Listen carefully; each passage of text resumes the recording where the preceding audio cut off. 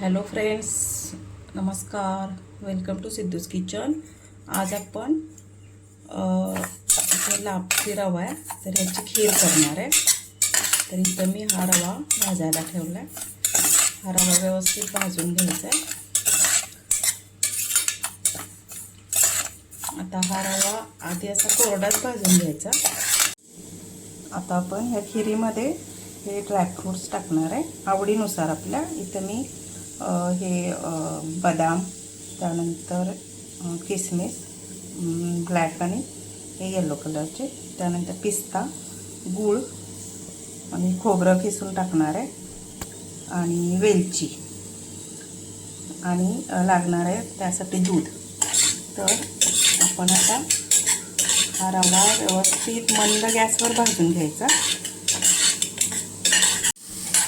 हे बघा, आता हा रवा आपला लापसी रवा हा भाजून झालेला आहे. आता इथं आपले हे रवा भाजून झाला. तर आता त्याच्यामध्ये शिजण्यासाठी मी पाणी ओतलं. आता जर मिक्सरला कुकरला लावलं ना तर लगेच होतं, लगेच रवा हा शिजला जातो. तर मी इथं कुकरमध्ये लावलेलं आहे आणि ह्याला जेवढं जास्त शिजवेल ना तेवढं त्याची चव छान, टेस्ट छान येते. त्यामुळे अगदी मऊसूत असं शिजवून घ्यायचं. आता हे मी कुकरमध्ये शिजायला ठेवलं आहे. आता ह्याच्या शिट्ट्या झाल्यानंतर आपण बंद करू. एक 4-5 शिट्ट्या दिल्या की अगदी मऊसूत शिजून जाईल. आता हे बघा, हे शिजलेलं आहे लापसी रवा. नॉर्थ साईडला याला दलिया म्हणतात. तर हे बघा, काही शिजलेलं आहे.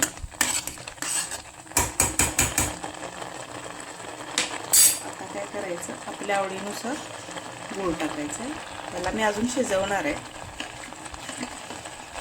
त्या आवडीनुसार गूळ, साखर टाकली तरी चालेल, पण गुळानं जरा चांगला स्वाद येतो. आणि खोबरं. आता हे टाकल्यानंतर आपल्याला हे अजून शिजवून घेणार आहे आपण. असं वरच थोडंसं मीठ टाकायचं,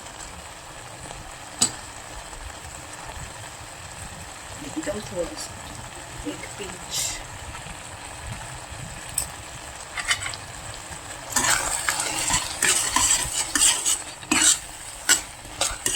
गूळ हा लगेच वितळला जाईल. त्यानंतर आपल्याला दूध टाकायचं. गूळ वितळल्यानंतर गूळ वितळू दे व्यवस्थित. आता हे बघा, ह्याच्यातलं पाणी आता पूर्ण आटलेलं आहे. आता इथं मी दूध टाकते. आपल्याला किती पातळ पाहिजे त्यानुसार दूध टाकायचे.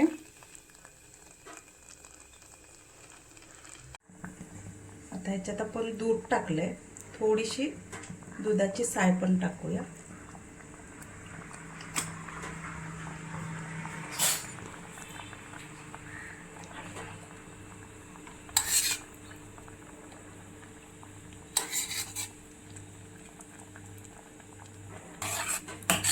हे बघा, आता याला थोडा वेळ त्याच्यामध्ये शिजू द्यायचं.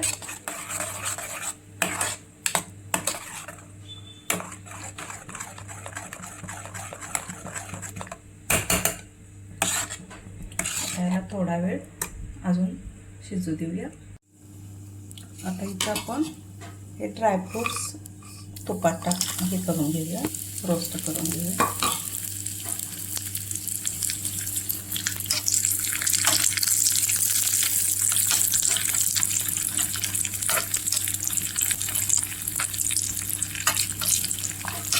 ड्रायफ्रूट्स, वेलची पण गेली त्यातच.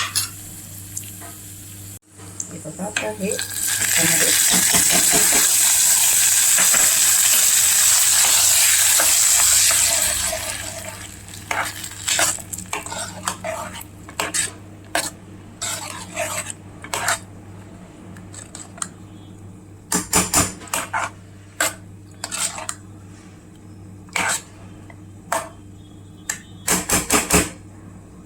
आता अजून थोडा वेळेला एक उकळी येऊ दे. आता थोडंसं इथं तूप टाकलं.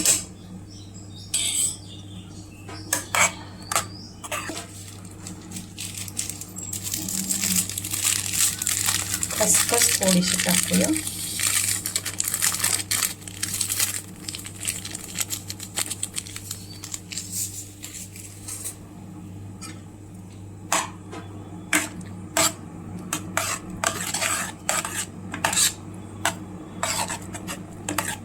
आपल्याला जशी पातळ घट्ट जशी आवडत असेल तेवढा प्रमाण आपण दुधाचं वाढवायचं. असं हे दूध नंतर टाकल्यामुळे ना गूळ ह्याच्यात हे होत नाही, दूध फुटत नाही. गूळ वगैरे आधीच टाकायचा आणि अगदी सगळं शिजून झाल्यानंतर गूळ वगैरे टाकल्यानंतर मग शेवटी दूध टाकायचं. आता अजून थोडंसं मी याच्यात दूध टाकणार आहे, थोडीशी पातळ करायची आहे मला. आपली ही दलियाची खीर तयार आहे. रेसिपी आवडल्यास लाईक, शेअर आणि सबस्क्राईब करा. थँक्यू.